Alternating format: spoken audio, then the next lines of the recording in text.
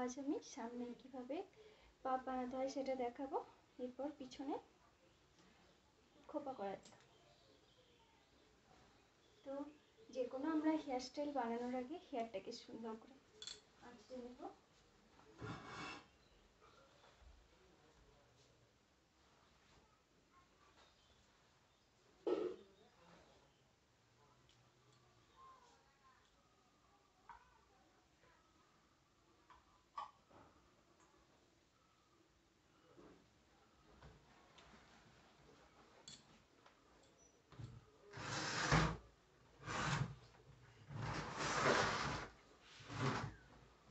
তো আমার hair length দেখছো, হেয়ার লেন্থ বাড়ানোর জন্য অ্যালোভেরার প্যাক ইউজ করো ঘন ঘন, ভীষণ ভালো। আমলা মেথির প্যাক ইউজ করো, খুব সুন্দর। এইগুলো বাড়িতে বারবার ইউজ করলে পার্লারে গিয়ে স্পা করার কোনো প্রয়োজনই নেই। আমি কিন্তু বাড়িতেই স্পা করি, বাড়িতেই প্যাক লাগাই, তো কেমিক্যাল দেওয়ার কোনো প্রয়োজন নেই। আমরা যদি ঘরোয়া পদ্ধতিতে চুলের কেয়ার নিই তাহলে কিন্তু আমাদের চুল বেশি সুন্দর থাকে।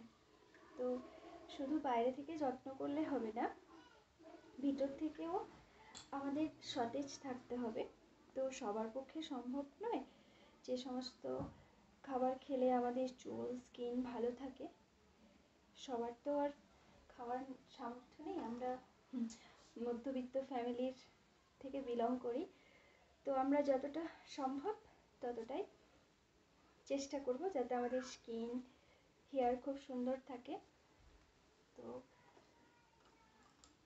হেয়ার সাধারণত প্রোটিনের অভাবে বেশিরভাগ উঠে যায়, তো আমাদের প্রোটিন জাতীয় খাবার চেষ্টা করতে হবে। আমাদের কিছু সবজি খেতে হবে যাতে আমাদের শরীরে প্রোটিনের ভাগটা বেশি থাকে। আমাদের নিয়মিত ডালের পরিমাণ বেশি খেতে হবে যাতে আমাদের শরীরে প্রোটিনের ভাগটা বেশি থাকে। জল খেতে হবে প্রচুর পরিমাণে, টক জাতীয় খাবার খেতে হবে যাতে স্কিন সুন্দর থাকবে। ভিটামিন সি যুক্ত ফল, কমলা লেবু, আমরা যদি ডেলি একটা করে কমলা লেবু খাই তাহলে সেটাই অনেক।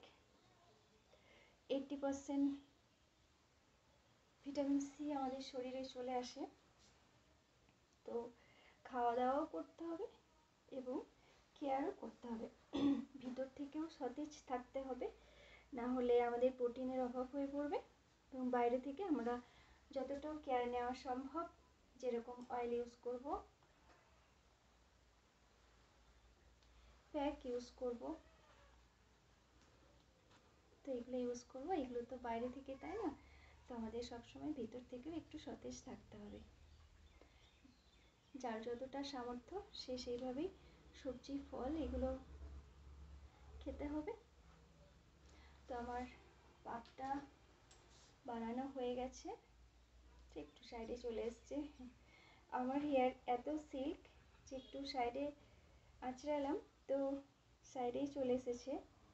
তো সিল্ক হেয়ারের জন্য আমি বারবার বলে থাকি আমলা মেথির প্যাকটা ভীষণ ভালো, তোমরা ইউজ করো, পার্থক্যটা তোমরাই বুঝতে পারবে, আমাকে আর বারবার বলতে হবে না।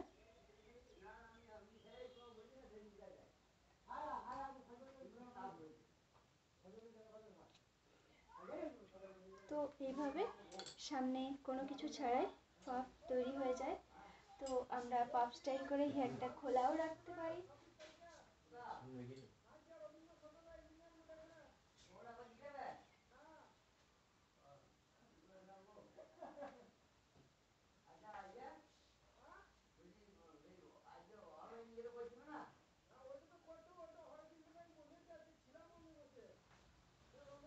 একটা ছোট্ট ক্লিপও লাগাতে পারি, আবার এটাকে খুলেও থাকতে পারি। কোনটা বেশি ভালো লাগছে আমাকে কমেন্টে জানাবে।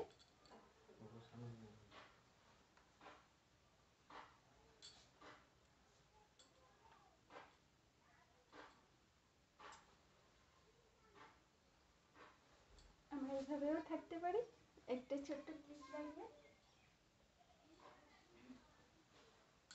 কত সুন্দর একটা হেয়ারস্টাইল, ফ্রি হেয়ারস্টাইল। এটা শুধু শাড়ি নয়, চুড়িদারের সঙ্গে খুব সুন্দর লাগে। হেয়ারটা লং থাকলে আমরা যেমনভাবেই স্টাইল করি না কেন খুব সুন্দর লাগে। তো এটাকে আমরা খোপাও বানাতে পারি। তো খোপা বানানোর আগে যেহেতু আমি খোপা বানাবো তাই ক্যাচ ক্লিপটা খুলে দিয়েছি। এরপর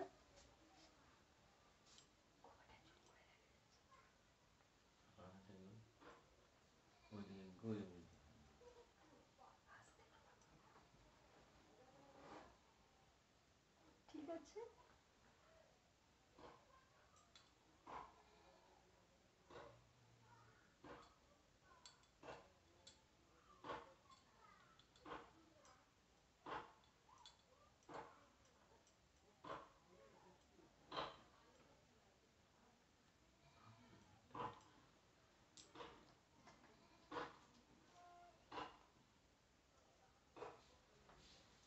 তো আমরা খোপাটা বানিয়ে জেনারেলি যেভাবে আমরা খোপা বানাই, খোপাটা বানিয়ে ঠিক স্টিক লাগাতে পারি। স্টিক দিয়ে খোপা ভীষণ সুন্দর লাগে।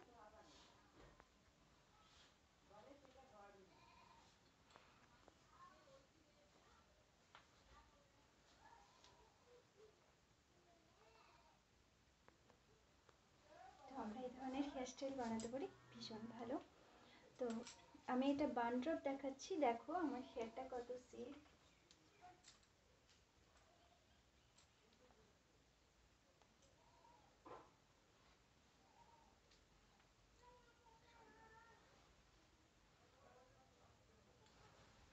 দেখো আমার হেয়ারটা কত সিল্ক। তো সিল্ক হেয়ারের জন্য আমলা মেথি প্যাক ভীষণ ভালো। আর সব থেকে বড় কথা হচ্ছে যে আমি হেয়ারটাকে খুব ভালোবাসি। অনেকজনই আছো যাদের হয়তো হেয়ারটা এতটা লম্বা নেই বা হেয়ারটা এত সুন্দর নয়, তারা চেষ্টা করো যাতে আমার হেয়ারটা সুন্দর হয়। তো কেমিক্যাল ছাড়া ঘরোয়া পদ্ধতিতে চেষ্টা করো, হেয়ার খুব সুন্দর হবে, হেয়ার ফল কম হবে। হেয়ার তো সবারই ওঠে, হেয়ার ফল হয় না এমন কোনো ব্যক্তি নেই, কিন্তু যাতে নতুন হেয়ার গজায় আমাদের সেই চেষ্টা করতে হবে। তো নতুন হেয়ার গজানোর জন্য অনিয়নের জুস ভীষণ ভালো। তো অনিয়নের জুস একটা ঘষে নিতে হবে, এরপর সুন্দর করে ছেঁকে নিতে হবে ছাঁকনিতে। শুধুমাত্র জুসটাই নিতে হবে, কিন্তু ওখানে ভিটামিন ই ক্যাপসুল একটা বা দুটা মিশিয়ে দিয়ে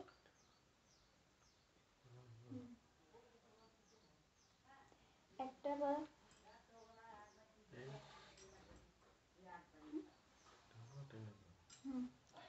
একটা বা দুটা মিশিয়ে দিয়ে ভালো করে মিক্স করে নিতে হবে। এরপর তুলো দিয়ে